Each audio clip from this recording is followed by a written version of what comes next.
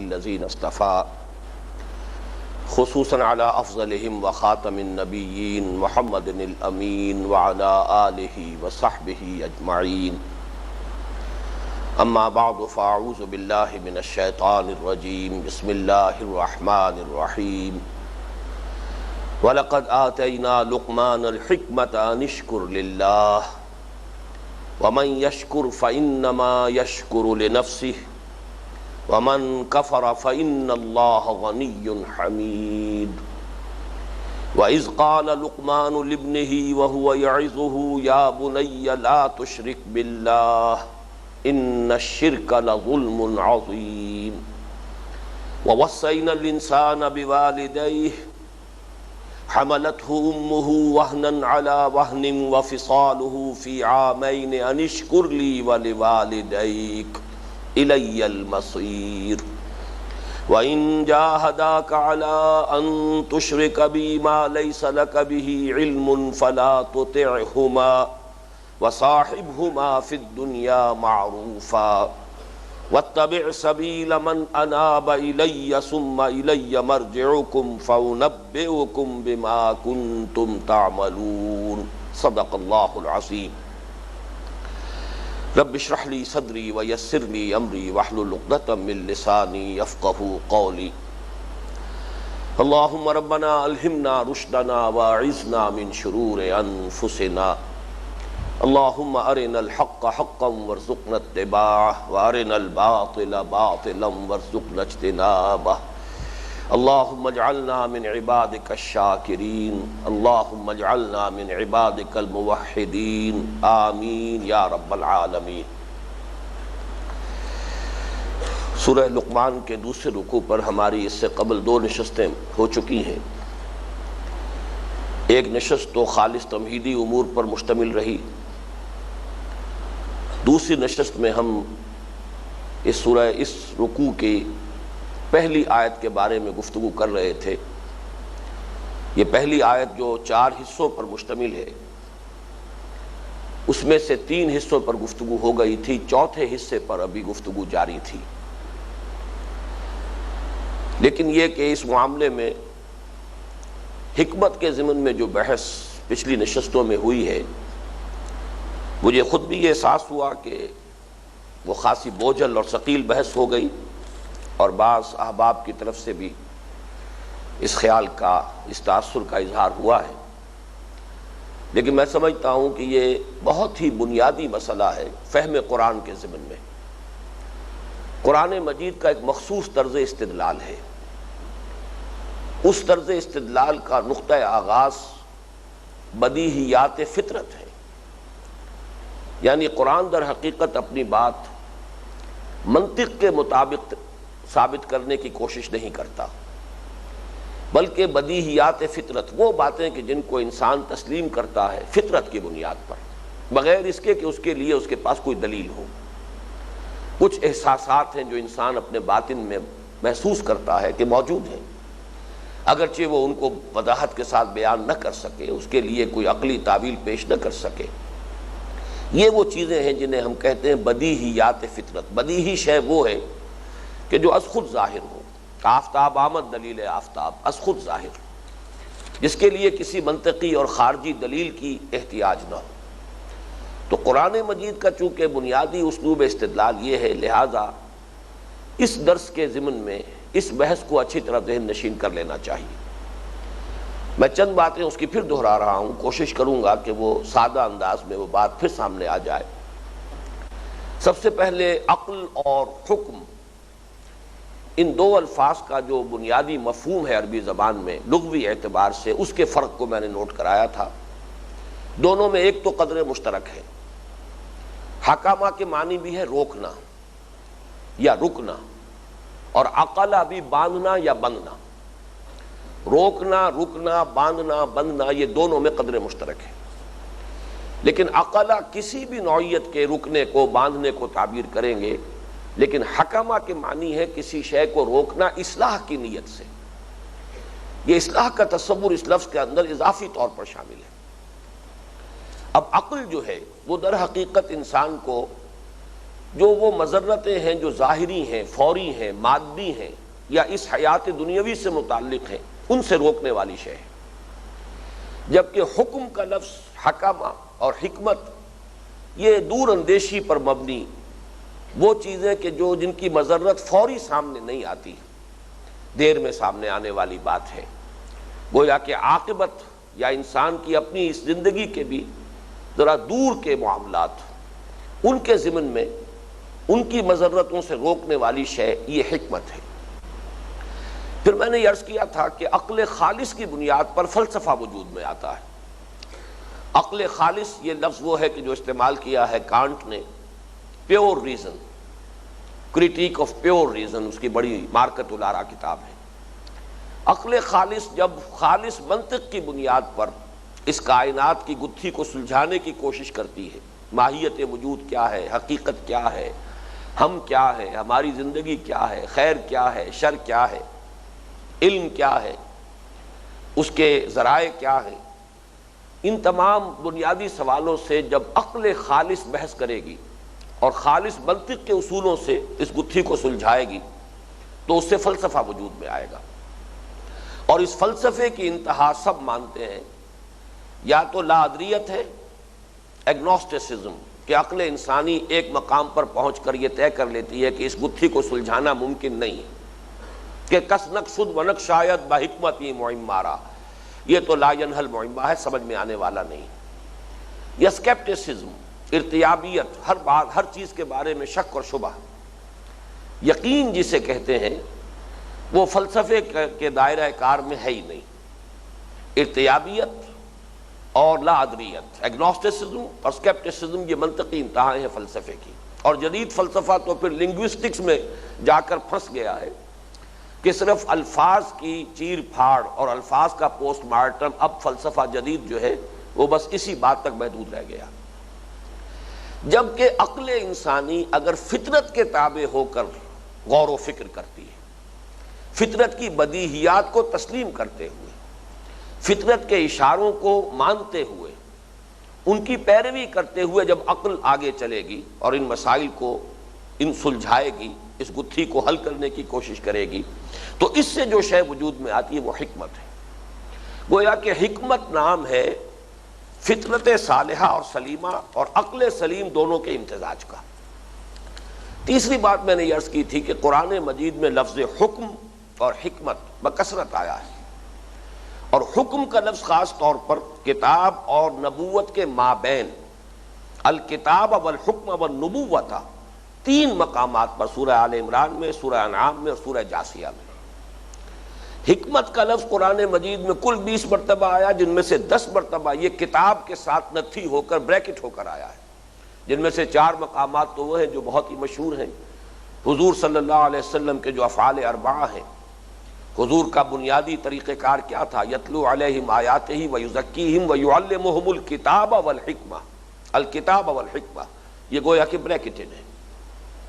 ان دونوں میں فرق کیا ہے؟ حکم کا لفظ اگر آپ اس کی گہرائی میں جا کر سمجھنے کی کوشش کریں گے تو وہ شعور انسانی کی اس پختگی کا نام ہے کہ جس میں حق و باطل کی تمیز پیدا ہو جائے، پھر یہ کہ خیر کی طرف ایک فیصلہ کن رجحان اور شر سے ابا اور نفرت پیدا ہو چکی ہو، اور وہ اصابت رائے کہ جس سے انسان صحیح اور غلط کا فیصلہ کر سکے، یہ کیفیت جو ہے، یہ صلاحیت شعور انسانی کی، یہ پختگی لفظ حکم سے در حقیقت قرآن مجید اس کو تعبیر کرتا ہے۔ اسی لیے گویا کہ یہ نبوت کی تمہید ہے، الحکم والنبوہ، اور یہی لفظ آیا حضرت یحییٰ کے بارے میں، وَآتَيْنَاهُ الْحُکْمَ صَبِيًّا، ہم نے اسے حکم جو ہے، یہ صلاحیت وہ تو ہم نے اسے بچپن ہی میں عطا کر دی تھی۔ حکمت جو ہے یہ در حقیقت کتاب کے ساتھ جب منسلک ہو کر آتا ہے تو یہ زیادہ تر حکمت احکام، یعنی ہم یہ بھی کہہ سکتے ہیں کہ ایک حکمت اصولی ہے، نظری ہے، جو ایمان کے موضوعات سے بحث کرتی ہے، اس کائنات کی حقیقت، حقیقت نفس الامری، حیات زندگی کی حقیقت، خیر و شر کی حقیقت، ان مسائل سے جو بحث کرے گی حکمت، وہ حکمت نظری ہے، یہ حکمت ایمانی ہے، یہ حکمت اصولی ہے، اور یہ حکمت تفصیلی ہے، وہ ہے حکمت احکام۔ اللہ نے جو حکام بھی ہمیں دیے ہیں شریعت کے، وہ یقیناً ہماری مصلحت کے لیے ہیں، ہماری ہی بہتری کے لیے ہیں، ان میں حکمتیں ہیں، کوئی حکم شریعت کا حکمت سے خالی نہیں۔ اور اس موضوع پر شاہ ولی اللہ دہلوی رحمۃ اللہ علیہ کی معرکۃ الآراء کتاب، اس لیے کہ انہوں نے اسرار و علم و اسرار الشریعہ، شریعت کے بھیدوں کا علم، اس کو واقعہ یہ ہے کہ باضابطہ ایک تصنیف کا موضوع بنایا ہے، حجت اللہ البالغہ، جو ان کی بہت ہی مشہور کتاب ہے۔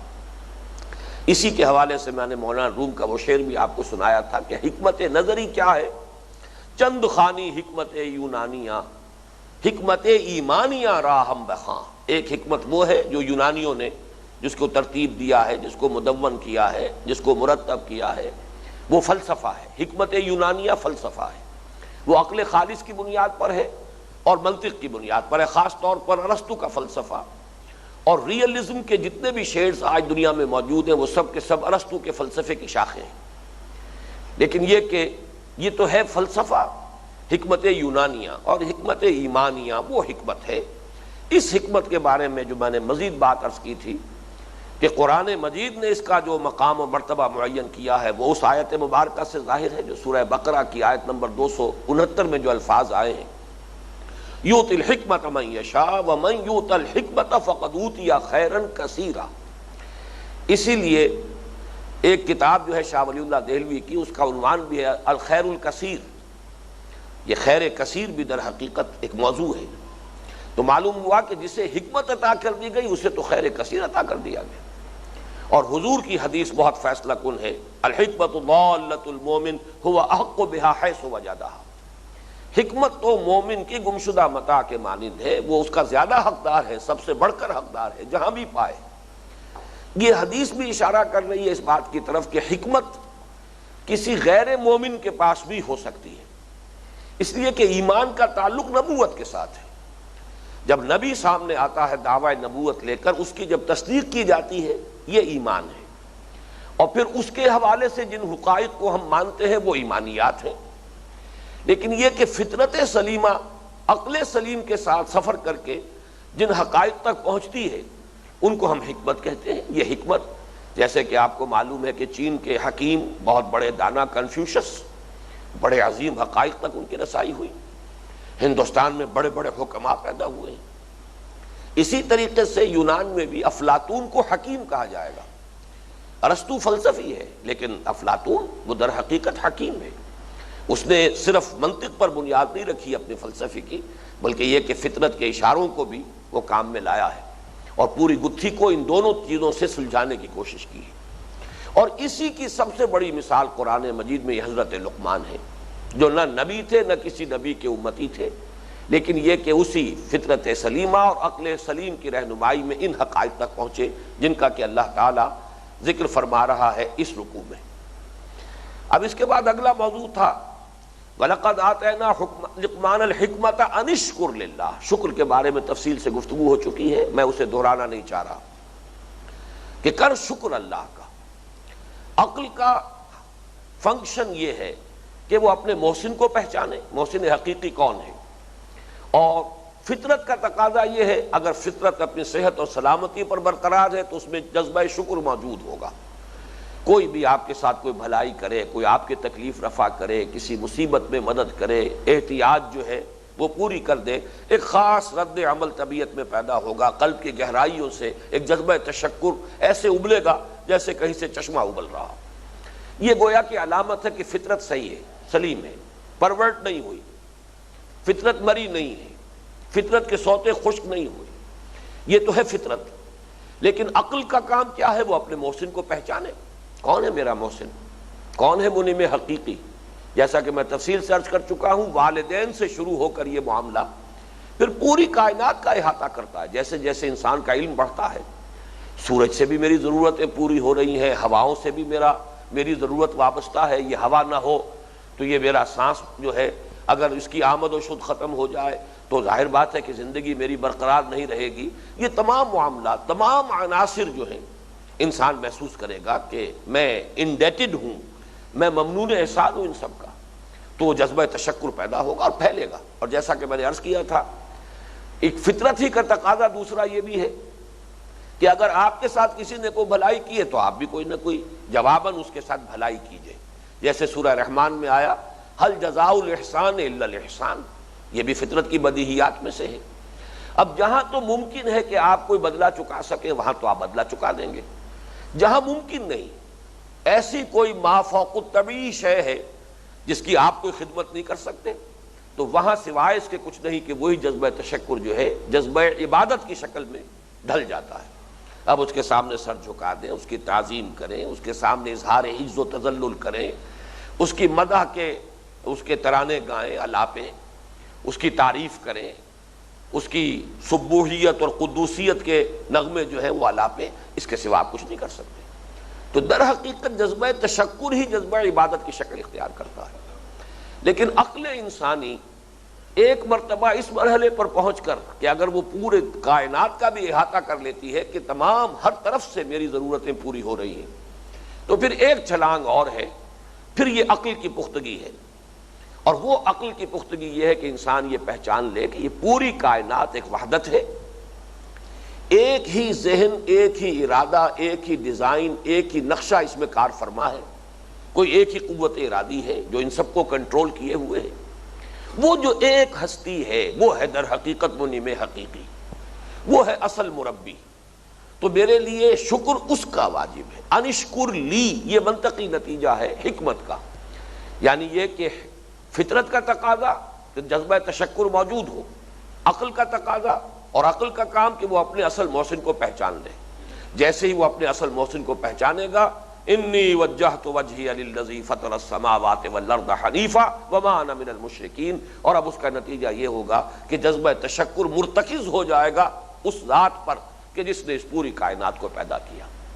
تو فرمایا انشکر للہ ومن یشکر فانما یشکر لنفسہ، اور جو کوئی بھی یہ شکر کرے گا وہ اپنے بھلے کے لیے کرے گا. اس لیے کہ در حقیقت یہ مظہر ہے اس کا کہ فطرت اپنی صحت پر برقرار ہے. تو اب انسانی شخصیت کا ارتقاء صحیح رخ پر ہوگا، اس میں وہ تمام بھلائیاں اور تمام اعلیٰ قدریں جو ہے نشو و نما پائیں گی کہ جو پوٹینشلی اللہ تعالیٰ نے انسان کے اندر ودیت کی ہے. لقد خلقنا الانسان فی احسن تقویم. اب اگر شکر کا جذبہ ہے اور وہ صحیح جگہ پر جا کر مرتکز بھی ہو گیا ہے، منعم حقیقی کو عقل نے پہچان لیا ہے، اس کا نتیجہ یہ نکلے گا کہ جب اللہ تعالیٰ کا شکر انسان ادا کرے گا تو اب اس کی اپنی شخصیت کی تعمیر، اس کی اپنی سیرت کی تعمیر، اس کی اپنی شخصیت کا ارتقاء صحیح خطوط پر ہوگا. یہ مفہوم ہے وَمَن يَشْكُرْ فَإِنَّمَا يَشْكُرُ لِنَفْسِهِ. باقی اس کے ساتھ ہی آخرت میں اس کا جو اجر و ثواب ہوگا، اس کی جو بھی بھلائی ظاہر ہوگی، وہ گویا کہ اس پر اضافی شے ہے. یہاں چونکہ بنیادی طور پر فلسفے اور حکمت کی بات ہو رہی ہے، تو وَإِنَّمَا يَشْكُرُ لِنَفْسِهِ کا اصل جو ہدف ہے وہ یہ ہے کہ اسی سے تمہاری سیرت اور تمہارا کردار، تمہاری شخصیت صحیح رخ پر پروان چڑھے گی. وَمَن كَفَرَ فَإِنَّ اللَّهَ غَنِيٌّ حَمِيدٌ. ہم در حقیقت اس جگہ پر تھے پچھلی مرتبہ جبکہ ہمارا وقت ختم ہو گیا تھا. اور جس نے کفران نعمت کیا تو اللہ تو غنی ہے، بے نیاز ہے، اپنی ذات میں خود محمود ہے، ستودہ صفات ہے. یہاں لفظ کفر چونکہ ہمارے اس مطالعہ قرآن کے منتخب نصاب میں پہلی مرتبہ آ رہا ہے تو اس کو بھی ذرا گہرائی میں اتر کر سمجھ لیجئے کہ لفظ کفر کا اصل مفہوم ہے کیا.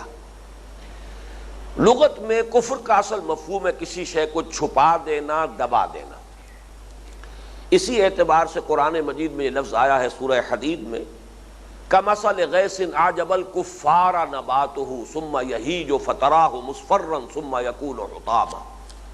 کسان کو کہا گیا ہے کفار، اس لیے کہ وہ کیا کرتا ہے، بیج کو دباتا ہے زمین کے اندر، تبھی تو وہ بیج جو ہے وہ پھوٹے گا، پھر اس میں سے پتیاں نکلیں گی، پودا یا جو بھی درخت ہے وہ پروان چڑھے گا. تو دبا دینا، چھپا دینا کسی شے کو، یہ در حقیقت لفظ کفر کا اصل لغوی مفہوم ہے. اسی سے لفظ کفارہ بنا ہے، گناہ کے اثرات کو زائل کر دینے والی شے، گناہ کو چھپا دینے والی شے، گناہ کو دبا دینے والی شے. اسی لیے قرآن مجید میں بار بار آتا ہے یکفر عنہ سیئاتہ، اللہ تعالیٰ اس سے اس کی برائیوں کو دور کر دے گا.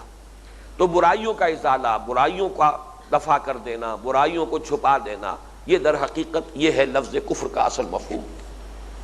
اب یہ کفر جو ہے دو جگہ پر اس کا استعمال جو ہے بکثرت ہوا ہے. ایک ہے کفر بمقابلہ شکر جو یہاں پر ہو رہا ہے، وَمَن يَشْكُرْ فَإِنَّمَا يَشْكُرُ لِنَفْسِهِ وَمَن كَفَرَ فَإِنَّ اللَّهَ غَنِيٌّ حَمِيدٌ۔ اب گویا کہ خود بخود بات واضح ہو رہی ہے کہ اس آیت مبارکہ میں لفظ کفر شکر کے مقابلے میں آیا ہے، جبکہ ہم عام طور پر لفظ کفر استعمال کرتے ہیں ایمان کے مقابلے میں، بلکہ اس اعتبار سے بھی لفظ کفر کے متضاد جو ہے مقابل دو چیزیں ہیں، ایمان کے مقابلے میں کفر اور اسلام کے مقابلے میں کفر۔ ایک کفر قانونی ہوگا، ایک شخص کھلم کھلا انکار کر رہا ہے نبوت کا اور نبوت کی تعلیمات کا، وہ کھلم کھلا منکر ہے، وہ کافر ہے، ظاہر و باہر کافر ہے، قانونی کافر ہے۔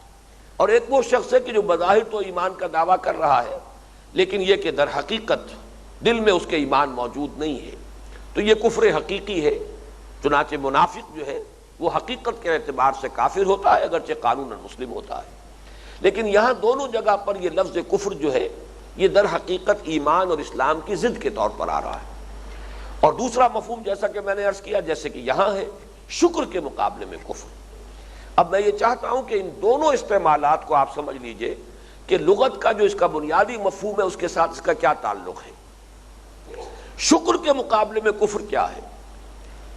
ایک شخص کے ساتھ کسی نے بھلائی کی ہے، نیکی کی ہے، اسے احساس بھی ہو گیا ہے، قلب سے ایک جذبہ ابھر بھی رہا ہے، لیکن کسی مصلحت کی وجہ سے اسے دباتا ہے۔ میں کیوں اظہار کروں؟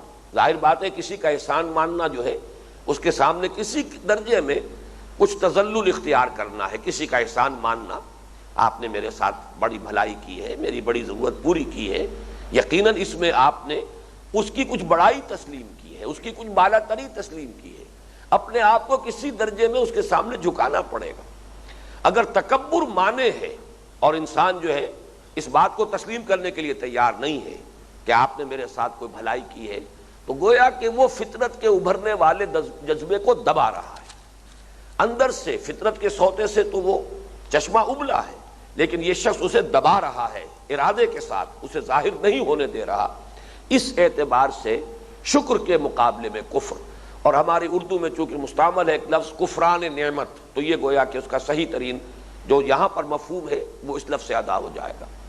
کفر جو ہے جو کہ ایمان یا اسلام کے مقابلے میں کفر ہے، اس کی بھی حقیقت یہی ہے کہ ایمانی حقائق فطرت کے اندر مضمر ہیں، الا یہ کہ فطرت بالکل مر چکی ہو، سوتے بالکل خشک ہو چکے ہوں، بہت سخت جو ہے فطرت کے اوپر حجابات آ چکے ہوں کہ جو اٹھائے ہی نہیں جا سکتے، وہ ایک بالکل انتہائی اور آخری ایک کیفیت ہے۔ ورنہ عام طور پر ذرا سی بھی فطرت کے اندر اگر رمق جو ہے موجود ہے حیات کی اور حرارت ہے زندگی کی، تو جو ایمان کی دعوت سامنے آتی ہے تو اندر سے دل لپکتا ہے کہ بات صحیح ہے، دل گواہی دیتا ہے کہ بات صحیح ہے، لیکن پھر وہی بات تکبر کیسے مان لیں؟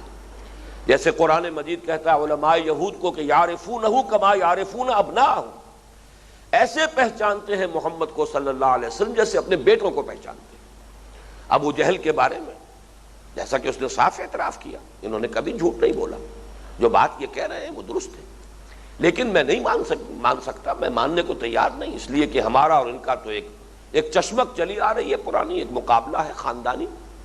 اگر میں اب ان کی نبوت مان لوں، اس سے پہلے تو ہم مقابلے میں ڈٹے رہے، انہوں نے کھانے کھلائے، ہم نے ان سے بڑھ کر کھلائے، انہوں نے لوگوں کی مہمان نوازیاں کی، ہم نے ان سے بڑھ کر کی، کندھے سے کندھا ملائے چلے آ رہے ہیں، لیکن یہ کہ اب اگر نبوت کو مان لے تو ہمیشہ ہمیشہ کے لیے غلام ہو جائے گی، اور یہ مجھے قبول نہیں۔ یہ ہے در حقیقت وہ بات جو قرآن مجید میں بہت ہی کلیئر ورڈز میں آئی ہے، سورۃ النمل میں آیت نمبر 14 ہے، وَجَحَدُوا بِهَا وَاسْتَيْقَنَتْهَا أَنفُسُهُمْ ظُلْمًا وَعُلُوًّا، انہوں نے اس دعوت کا، دعوت نبوت کا انکار کیا، حالانکہ ان کے جی اس پر یقین کر رہے تھے، ان کے جی اندر سے ان کی گواہی دے رہے تھے کہ بات صحیح ہے، لیکن کیوں انہوں نے انکار کیا؟ ظلماً وعلوا، علو کی وجہ سے، اپنی بالا دستی، اپنی بالا تری، اپنی سربلندی کو برقرار رکھنے کے لیے اور زیادتی اور ظلم کرنے کے لیے انہوں نے انکار کیا۔ تو در حقیقت کفر جو ہے یہاں کس معنی میں آ رہا ہے کہ ایک حقیقت کی دل نے گواہی دے دی ہے، دل نے مان لیا بات صحیح ہے، فطرت نے تصدیق کر دی ہے، لیکن پھر بھی انسان اس کو جھٹلا رہا ہے، اس کا انکار کر رہا ہے، اس حقیقت کو دبا رہا ہے، بجائے اس کی گواہی دینے کے اور اس قلب کی اور فطرت کی گواہی کو ظاہر کرنے کے اسے دبا رہا ہے، چھپا رہا ہے۔ اس معنی میں لفظ کفر کا اطلاق ہے۔ تو در حقیقت اسی لیے آپ نے دیکھا ہوگا قرآن مجید میں اکثر مقامات پر کفر کے بعد اضافہ ہوتا ہے ایک شے کا، اور وہ ہے تکذیب۔ والذین کفروا وکذبوا بآیاتنا، وہ لوگ جنہوں نے کفر کیا اور ہماری آیات کی تکذیب کی۔ یہ در حقیقت دوسرا مرحلہ ہے کفر کے بعد، اوور اینڈ ابو دیٹ۔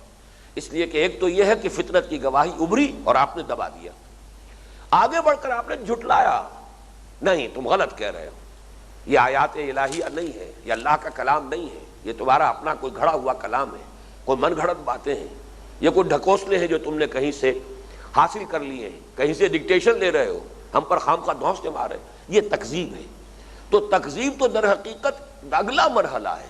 پہلی بات وہ ہے کہ فطرت کے اندر گواہی ابھری لیکن آپ نے اسے دبا دیا بجائے اس کے ظاہر کریں، اور اس کے بعد پھر ظاہر بات ہے کہ تکذیب کرنی پڑے گی، جب آپ نے دعوت کو رد کیا ہے تو جھٹلائیں گے۔ تو یہ ہے در حقیقت لفظ کفر کا اصل مفہوم۔ تو فرمایا یہاں پر وہ لفظ آ رہا ہے شکر کے مقابلے میں، وَمَنْ كَفَرَ فَإِنَّ اللَّهَ غَنِيٌّ حَمِيدٌ۔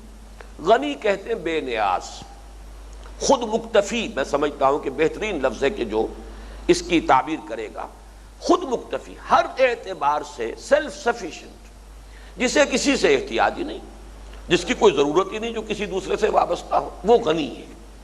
تو اللہ تعالیٰ ہی در حقیقت غنی ہے۔ ایک مقام پر قرآن مجید میں آیا ہے کہ انتم الفقراء، تم تو سب کے سب فقیر ہو، تو تم تو سب کے سب سراپا احتیاج ہو، تمہیں تو ہر لحظہ اپنی حیات کے بقا کے لیے سانس کی ضرورت ہے، ہوا کی ضرورت ہے۔ اللہ تعالیٰ ذرا اس کی صلاحیت کو سلب کر لے، تمہاری زندگی کا چراغ گل ہو جائے گا، تم تو سراپا احتیاج ہو۔ اللہ تعالیٰ ہی غنی ہے۔ غنی صرف ایک ذات ہے اور وہ صرف اللہ کی ذات ہے۔ باقی کائنات میں ظاہر بات ہے اللہ خالق ہے، ما سوا سب مخلوق ہیں، مخلوق اپنے وجود کے لیے محتاج ہے اللہ کی۔ تو کائنات میں کسی اور کے لیے غنی ہونے کا تصور ہے ہی نہیں۔ ان اللہ هو الغنی الحمید۔ بہت سے مقامات پر یہ ہوا کا اضافہ ہوتا ہے حصر کے لیے کہ یہ غنا تو در حقیقت ہے ہی صرف ایک ذات کے لیے اور وہ اللہ کی ذات ہے۔ باقی تمام موجودات، تمام مخلوقات، ان سب کے لیے تو سراپا احتیاج، سراپا فقر۔ اور حمید اصل میں فعیل کے وزن پر، حمد سے فعیل کے وزن پر جو صفت بنتی ہے وہ کبھی فاعل سے ہوتی ہے، کبھی مفعول سے ہوتی ہے۔ یہاں یہ مفعول سے، محمود سے یہ حمید بنا ہے، جس کی حمد کی جائے، جس کی تعریف کی جائے۔ اور یہ در حقیقت یہ لفظ جو ہے اس پر ہم تفصیلی گفتگو کریں گے سورہ فاتحہ کا جب ہم مطالعہ کریں گے، اس لیے کہ اس کا تو پہلا ہی لفظ ہے الحمدللہ رب العالمین۔ یہاں بس صرف یہ سمجھیے کہ ہم در حقیقت دو چیزوں کا مجموعہ ہے۔ عام طور پر اردو میں ہم لفظ تعریف استعمال کرتے ہیں، تمام تعریفیں اللہ کے لیے۔ در حقیقت محض لفظ تعریف جو ہے وہ حمد کے مفہوم کو ادا نہیں کرتا، بلکہ تعریف کے لیے بھی جو اصل لفظ ہوگا، اس لیے کہ عربی میں تعریف کا مفہوم بالکل کچھ اور ہے۔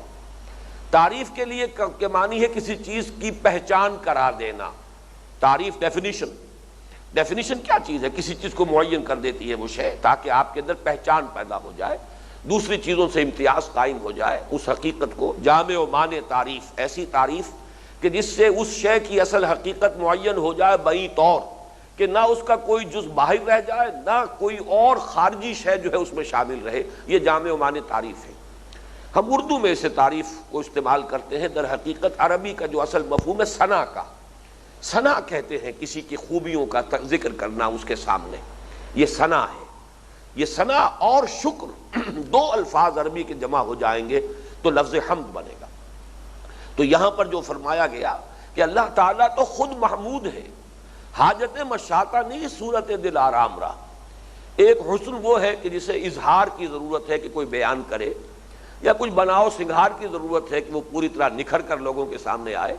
ایک حسن وہ ہے جو از خود ظاہر ہے، ایک کمال وہ ہے جو خود بول رہا ہے اپنے منہ سے، اسے ضرورت نہیں ہے کہ کوئی اس کو بیان کرے اور لوگوں کو انٹروڈیوس کرائے کہ ان میں یہ محاسن ہیں، یہ کمالات ہیں، یہ خوبیاں ہیں۔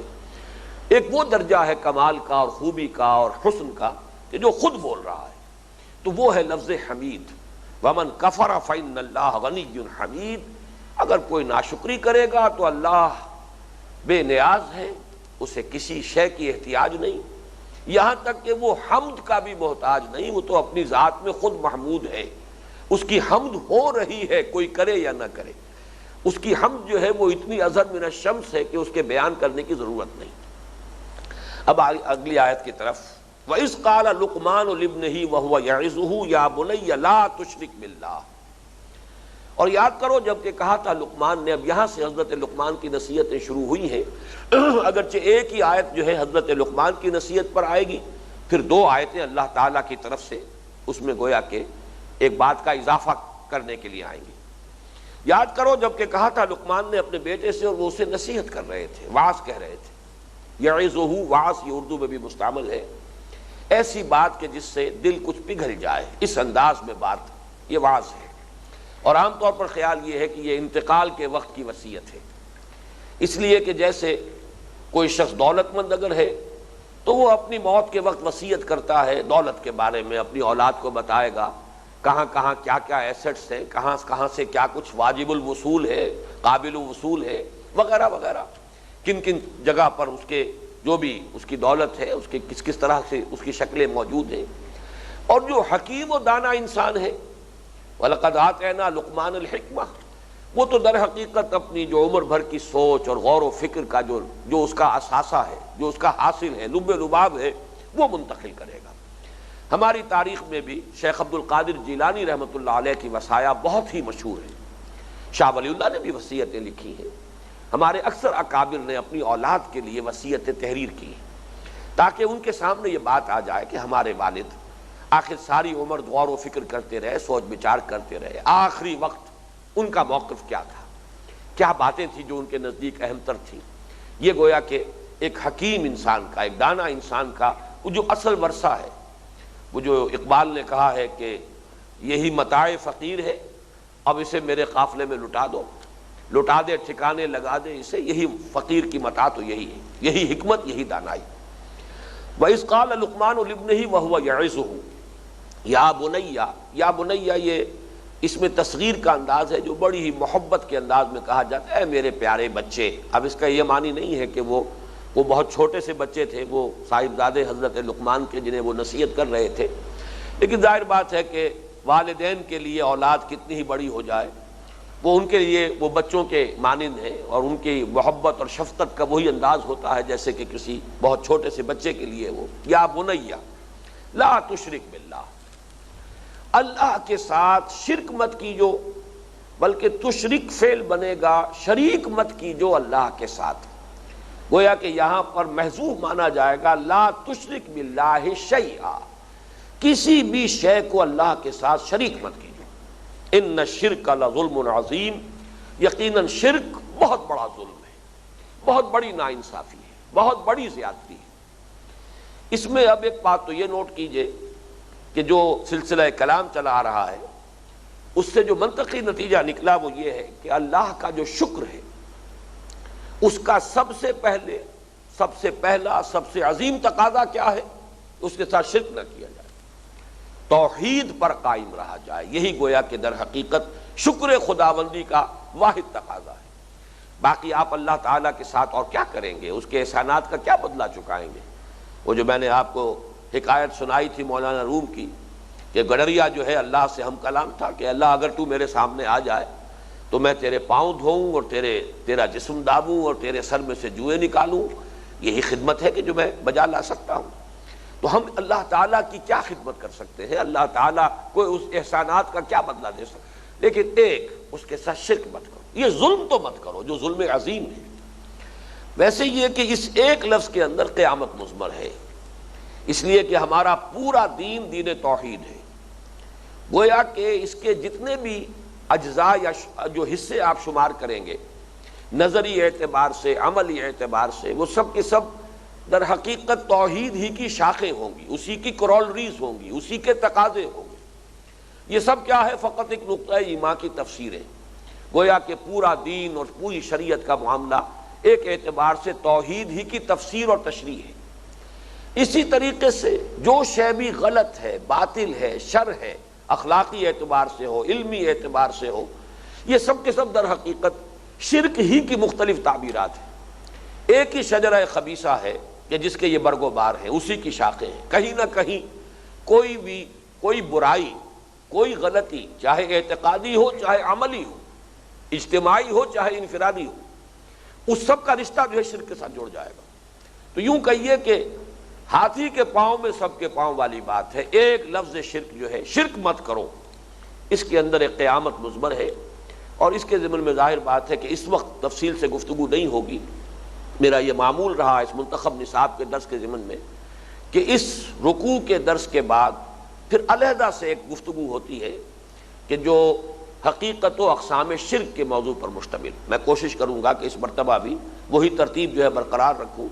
تو یہ ہم درس مکمل کر لیں، اس رکوع کا مطالعہ مکمل کر لیں، اس کے بعد انشاءاللہ حقیقت و اقسام شرک پر ایک مفصل گفتگو ہوگی. یہاں جو سلسلہ کلام ہے اس کے اعتبار سے جان لیجئے کہ ابھی تک ہم حکمت کے حوالے سے بات کر رہے ہیں، اور حکمت در حقیقت فطرت صحیحہ اور عقل سلیم کے امتزاج سے وجود میں آتی ہے. یہ بات نوٹ کر لیجئے، شرک یہ در حقیقت فطرت کے بھی خلاف ہے اور عقل کے بھی خلاف ہے. توحید تقاضائے فطرت بھی ہے، تقاضائے عقل بھی ہے.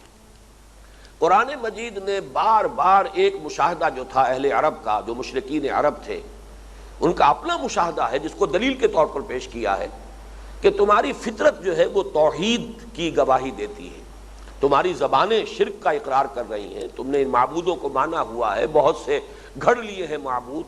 ان ہی الا اسماء سمیتموها انتم وآباؤکم. لیکن تم اگر اپنے دلوں میں جھانکو گے تو تمہیں محسوس ہوگا کہ تمہاری اپنی فطرت توحید کی گواہی دیتی ہے. اور اس کا ان کی زندگی سے ایک استشہاد کیا ہے، ایک گواہی دی ہے کہ جب بھی کبھی تم کسی آفت میں پھنس جاتے ہو، کسی تکلیف میں، کسی مصیبت میں، اس وقت تم اپنے معبودوں میں سے کسی کو نہیں پکارتے، صرف اللہ کو پکارتے ہو. چنانچہ یہ ہماری تاریخ اور سیرت کا ایک بڑا مشہور واقعہ ہے. یہ واقعہ ہے جو حضرت اکرمہ کے ساتھ پیش آیا. اکرمہ ابن ابی جہل. ابو جہل آپ کو معلوم ہے بہت ہی متکبر قسم کا انسان. تو ظاہر بات ہے کہ پتا پر پوت اور پتی پہ گھوڑا، بہت نہیں تو تھوڑا تھوڑا. حضرت اکرمہ بھی آخر ابو جہل کے بیٹے تھے. فتح مکہ کے بعد جب یہ آخری اعلان ہوئے ہیں کہ اب تو یہ صرف 4 مہینے کی مہلت ہے، اس کے اندر اندر ایمان لے آؤ، ورنہ یہ ہے کہ قتل عام شروع ہو جائے گا، جو یہ سن 9 کے حج میں اعلان ہوا ہے. سورہ توبہ کی ابتدائی آیات جہاں حضرت علی نے حج کے مجمع میں پڑھ کر سنائی ہیں حضور کے نمائندے کی حیثیت سے. اکرمہ نے یہ ماننے سے انکار کیا کہ جان بچانے کے لیے تو اب میں وہ بات نہیں مانوں گا جو آج تک میں نے نہیں مانی. وہی جیسے کہ ابو جہل نے کہا تھا کہ گردن جب میری کاٹو تو ذرا نیچے سے کاٹنا، تاکہ نیزے پر جب میں چڑھاؤ اس کو تو پھر معلوم ہو کہ اونچی نظر آئے کسی سردار کی گردن ہے. یہی انداز اکرمہ کا تھا. اب یہ ہجرت کر کے جا رہے ہیں اکرمہ، چونکہ بعد میں ایمان لے آئے، اس لیے میں تو ادب ہی سے نام لوں گا. اور پھر بہت جہاد میں انہوں نے، قتال میں بڑا حصہ لیا ہے، بڑی جواں مردی. بہرحال ابو جہل کا بیٹا، آخر اس کے اندر وہ محاسن تو تھے. ابو جہل میں بھی وہ محاسن موجود تھے جس کی بنا پر حضور نے حضرت عمر کے ساتھ گویا کہ ہم پلہ بنا کر اللہ تعالیٰ کی خدمت میں یہ درخواست کی تھی کہ پروردگار عمرو ابن ہشام، یعنی یہ ابو جہل کا اصل نام ہے، اور عمر ابن الخطاب میں سے ایک کو تو ضرور میری جھولی میں ڈال دیں. تو حضرت اکرمہ کے بھی بڑے کارہائے نمایاں ہیں بعد میں. لیکن اب یہ جا رہے تھے ہجرت کرتے ہوئے، اور یہ حبشہ کی طرف.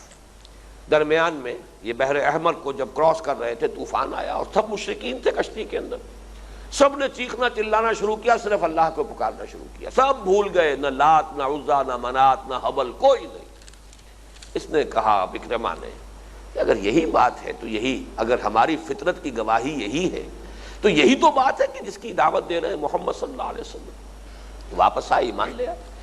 معلوم یہ ہوا کہ یہ گواہی آپ نے جو بھی قرآن مجید کے پڑھنے والے ہیں، یہ استشہاد قرآن مجید نے بار بار کیا ہے کہ یہ تمہاری در حقیقت فطرت کے خلاف ہے شرک. تمہاری فطرت میں بھی گواہی توحید کی ہے. اسی طریقے سے عقل جو ہے، آج کی سائنس جو ہے، جن حضرات کو بھی اس کے جو بھی مبادیات ہیں ان کا علم ہے، انہیں معلوم ہے کہ سائنس کا حاصل بھی یہی ہے، توحید.